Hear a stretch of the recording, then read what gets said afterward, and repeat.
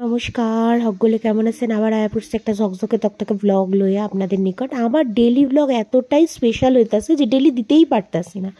যাই হোক, বিয়া খায়া আবার চলে গেছিলাম সেই আমার ভাইয়ের বিয়ার রিসেপশন পার্টিতে। এটা ছিল সাউথ সিটি বিগ ব্যানকোয়েট ক্লাবে। এত সুন্দর বনের স্টেজ দেখা আমার মন তো ক্যাট দেওয়ানের লিগা নাচতা ছিল। তাই আমি এই স্টেজের সামনে দাঁড়ায় দাঁড়ায় একটু ভালো করে ভিডিও করে নিলাম। কি সুন্দর ফুল দিয়া সাজাইছে, দেখলে চোখটা জুড়ায়া যাইতেছে। যাই হোক, তো এইখানে যখন ভিডিও করতেছিলাম পাশ দিয়ে আবার ফটোগ্রাফার এই তালে আমার ফটো তুললা নিতেছিল, কারণ তখনও ভেন্যুতে কেউ আইসা পৌঁছায়াই নাই। এই দেখেন পুরা ভেন্যু ফাঁকা, শুধু আমি একা আর আমার ফ্যামিলি আইছি। কি করুম ভাবতে ভাবতে মনে হইল স্টার্টারওয়ালাদের গিয়া একটু বাটার দিই, যদি আমার স্টার্টার সার্ভ করে। কিন্তু স্টার্টারওয়ালাদের তখনও স্টার্টার কাউন্টার স্টার্ট হয় নাই। তাই আমি ভেন্যুর ভিডিও লইয়া আমি এখানে নিজে পেখমযুক্ত ময়ূরের ব্লাউজ পরছিলাম। তাই ময়ূর আমারে কানে কানে কইল তার ভিডিও না নইলে সে নাকি ভেন্যুতে বাইরে নাচতে আরম্ভ করবে। তাই তার ভিডিও নিয়ে নিলাম। তারপরেই চইলা এসেছিলাম এখানে খাওয়ানোর কাউন্টারের কাছে। কিন্তু এইখানে আইসা দেখি খাওয়ানোর কাউন্টারের হকগোলটি বাহন বৃষ্টি আওনের লিগা এখানে সব খাওন তুইলা ভিতরে ঢুকায় এখানে বয়া গল্প করতেছিল। কারণ বৃষ্টিতে যদি খাওন ভিজে যাইতো তাহলে খাওনের হয়ে যাইতো 7 কাহন। এই লিগা খাওন তুইলা দিছিল আর আমি এখানে 7 কাহন ভুইল্লা এখানে খাওনের কাউন্টারের ভিডিও করে নিছিলাম। এত সুন্দর সাজাইছিল। তারপরে ছুইটটা চইলা আইছিলাম এইখানে কফির কাউন্টার। এইখানে আইসা দেখি তো কফি একদম মেশিনে লাফাইতে লাফাইতে তৈরি করতেছে। তো প্রথমেই আইসা এখানে কফি নিয়ে আনি। কফি নেওয়ানোর পরই মনটা কাবাব কাবাব করতেছিল। কফি নেওয়ানোর পরই মনটা হাবাতের মতো কাবাব কাবাব করতেছিল। তাই আমি এইখানে কাবাব নিয়ে আনিছিলাম। এই হইতেছে সেই কাবাব। কাবাব খাইতে খাইতে মন কইল কাবাবের নাই কোনো জবাব। অসাধারণ কাবাব ছিল। বাবা আমারে আইনা দিল বেবি দ্বারা অনুপ্রাণিত এই বেবিকর্ন। সেই বেবিকর্নও খায়া নিলাম, সেইটাও অসাধারণ ছিল। খাইতে খাইতেই হাসতে হাসতে ঢুইক্কা পড়লো কপত কপতি, মানে আমার ভাই আর ভাইয়ের বউ। এই যে ওদের এন্ট্রি হয়ে গেছিলো এইখানে। আর আমি তখন ওদের এন্ট্রিটা একটু ভিডিও করে নিলাম খাওন দাওন ছাইরা, কারণ তারপরে আর ভিডিও করতে পারব না ওরা ঢুইক্কা পড়লে একবার। তো ক্যামেরাম্যানগুলি ওদের দেখা মাত্রই বাঘের মতো লাফায় পড়তেছে, মানে পারলে ওদের ঘাড়ে উইঠা পড়ে। আর কি কমু। যাই হোক, কি সুন্দর এইখানে ফুলঝুরি জ্বালায় দুই দিকে ওদের এন্ট্রি হয়ে গেল।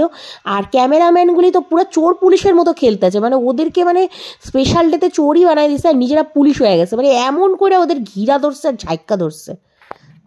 এইখানে সাগনিক আর তানিয়া আমার ভাই আর ভাইয়ের বউরে অসাধারণ লাগতেছিল। ভাইয়ের বউয়ের এই লেহেঙ্গাটা তার লাগে গোল্ড জুয়েলারি যেন ওরে আরও সুন্দর করে তুলছিল।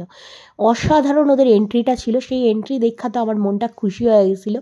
যাই হোক, তারপরে এবার ক্যামেরাম্যানগুলি তো মানে বাঘের মতো যে ঝাইক্কা ধরন তো শেষই হইতেছিল না, ওরা স্টেজে উঠতে পারতেছিল না। তারপরে ক্যামেরাম্যানের হাত দিয়া বাইচ্চা ওরা যখন স্টেজে উঠলো তখন নাচতে নাচতে ওদের মাথার উপরে পড়তেছিল কাগজ। এই দীক্ষা আমার মনে উঠতেছিল ফানুস। যাই হোক, তো এইখানে কেক কাটনের প্রস্তুতি চলতেছিল। আর ওরা কেক কাটনের লিগা কেকের ওপরে একটা ফুলঝুরি লাইট জ্বালাইবে, তো সেই লাইটটা কেউ জ্বালায় দিতে লাগবো। তো ওদের বোন আইসা লাইটটা জ্বালায় দিল। তারপরে ওরা এখানে কেক কাটতেছিল আর দুজনেরই খুব সুন্দর লাগতেছিল। আর আমার ভাইও এই ব্ল্যাক কালারের শেরওয়ানিটা পরছিল। ব্ল্যাক কালারের শেরওয়ানিতে ওরেও অসাধারণ লাগতেছিল। যাই হোক, এখানে কেক কাটন যেই হয়ে গেছে ক্যামেরাম্যানের হাত দিয়া ছাড়া পাইলে কি হইবে। এবার যারা গেস্ট আইছিল তারা এবার বাঘের মতো ঝাইক্কা ধরছিল পুরা। যাই হোক, সেই বাঘের হাত দিয়া বাচ্চা অনেক কষ্ট ওদের ফটো তুলছি। ফটো তোলানোর পরে আমার পেটে মারতেছিল ডন, তাই আমি নিয়ে নিয়েছিলাম আলুর দম। আর তার লগে ছিল বেবি দ্বারা অনুপ্রাণিত বেবি নান আর ফিশ ফ্রাই। তো এই বেবি নান আর ফিশ ফ্রাই আর আলুর দম লয়ে আমি বয়া পড়ছিলাম গিলতে গিলতে গিলতে নিয়ে নিতেছিলাম ভিডিও। আর এইখানে খাওয়ানোর ভিডিও আপনাদের ওই লিগা শেয়ার করছি।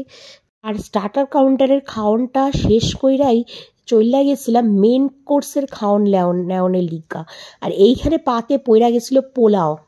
পোলাও দেখা আমার মন কইতাছিল হিলাও হিলাও, মানে তাড়াতাড়ি খাও। যাই হোক, তারপরেই পড়ে গেছিল চিংড়ি মাছের মালাইকারি। আর এইখানে একদম খাসি দ্বারা অনুপ্রাণিত হইয়া পড়ে গেছিল মাটন। তো এই হকগোলটি খাওয়ান নিয়ে আবার খাইতে বয়া পড়ছিলাম। আর পোলাওটা অসাধারণ ছিল আর খাসি দ্বারা অনুপ্রাণিত মাটনটা একটু শক্ত ছিল।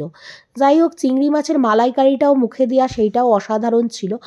এই সব খাওয়ানোর পরে আমার পাতে পড়ে গেছিল তারপরে আবার বেকড রসগোল্লা। এইটা খাইয়া আমার মন করতেছিল খুশিতে হল্লা হল্লা। যাই হোক, এইখানে বেকড রসগোল্লা খাইয়া মোটামুটি খাওয়ান শেষ। এরপরে চইলা যাবো পানের কাউন্টারে। তো সেই লিগ্গা বাবারে কইলাম একটা পান নিয়ে আসো আমার লিগ্গা, একদম মিষ্টি পান ভালো করে বানায়া। তারপরে লাস্ট পান ঠান লইয়া আরেকবার লাস্ট এখানে ভাইদের এখানে চলে আসলাম। ভাইয়ের বউ তখন স্টেজে একা ছিল, ওর একটা ভিডিও নিয়ে নিলাম আর সাথে নিজেরও আপনাদের দেখায় দিলাম। যাই হোক, ব্লগটারে এইখানেই শেষ করলাম। সবাই ভালো থাকবেন, আবার দেখা হইবে নেক্সট কোনো ব্লগে। ততক্ষণের লিগ্গা টাটা।